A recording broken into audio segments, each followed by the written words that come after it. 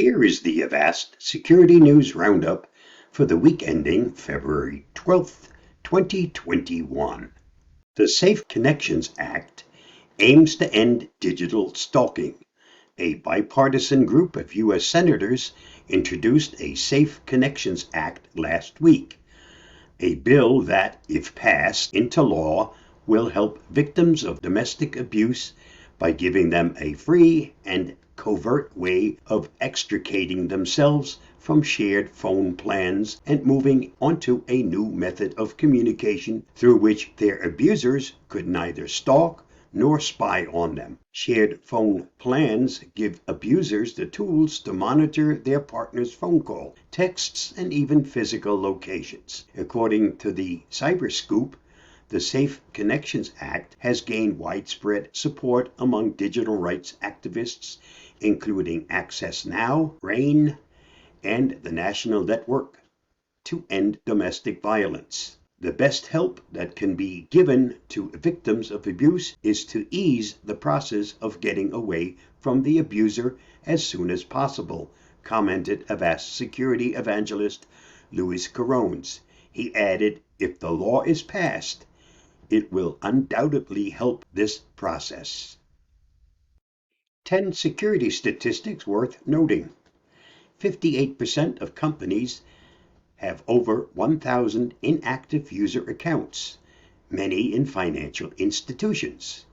86% of breaches in 2020 were financially motivated. Global cybercrime is expected to inflict a total of $6 trillion in damages in 2021. 59% of buyers are likely to avoid companies that suffered from a cyber attack in the past year. Global ransomware damage costs are predicted to reach $20 billion by 2021. 70% of consumers believe that the businesses aren't doing enough to secure their personal information. 90% of the UK's cybersecurity breaches in 2019 were caused by human error. 93.6% of malware observed in 2019 was polymorphic. Polymorphic malware can constantly modify its code in order to evade detection. From 2018 to 2019, there was a 125% increase in malware targeting Windows 7. The likelihood of organized crime entities being detected and prosecuted in the U.S. is estimated to be as low as 0.05%. 56 critical vulnerabilities addressed in the February Windows update. Overall, Microsoft has released patches for 56 CVEs covering Microsoft's Windows components.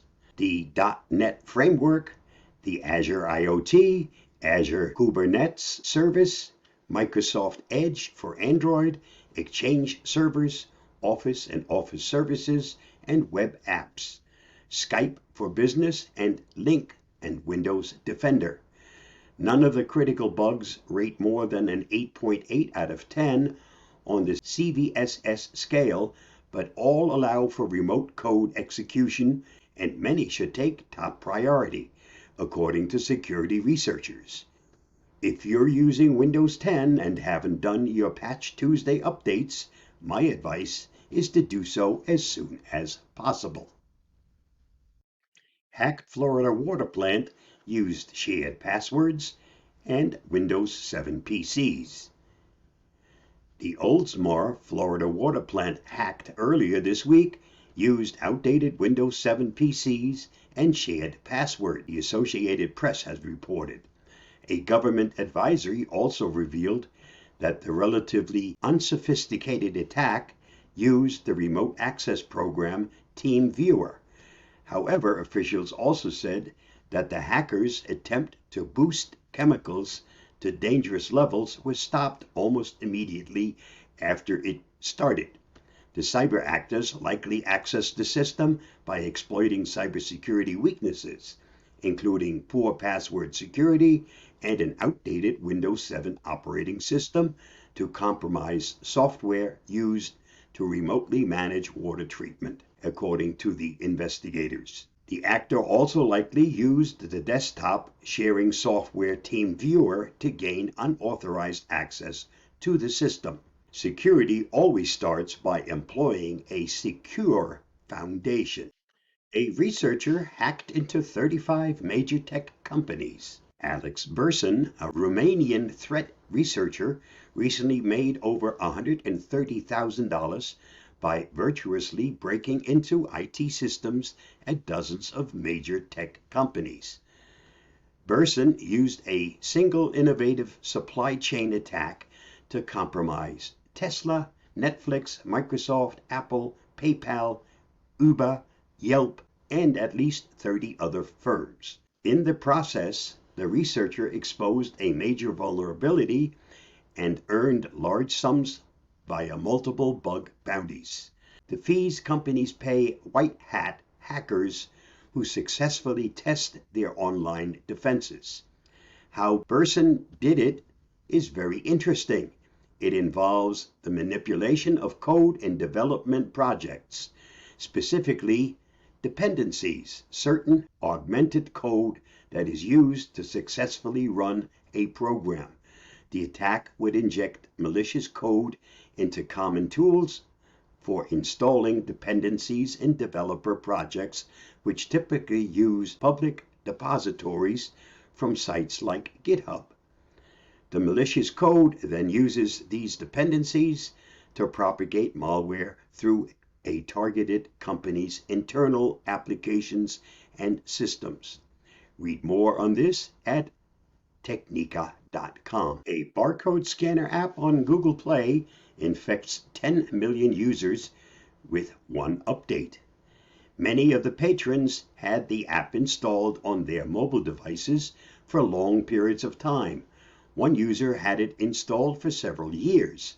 Then suddenly, after an update in December, Barcode Scanner had gone from an innocent scanner to full-on malware. Although Google had already pulled this app, we noticed from a cached Google Play webpage that the malicious code update occurred on December 4th, 2020. With Barcode Scanner, malicious code had been added that was not in previous versions of the app. Furthermore, the added code used heavy obfuscation to avoid detection. To verify this is from the same app developer, we confirmed it had been signed by the same digital certificate as previous clean versions. Because of its malign intent, we jumped past our original detection category of adware straight to Trojan, with the detection of Android Trojan, hidden ads, ad QR. If this app is still on your Android device, remove it as soon as possible. And that wraps up the security news for this week. Stay safe, stay secure. I'll see you next week. Bye-bye.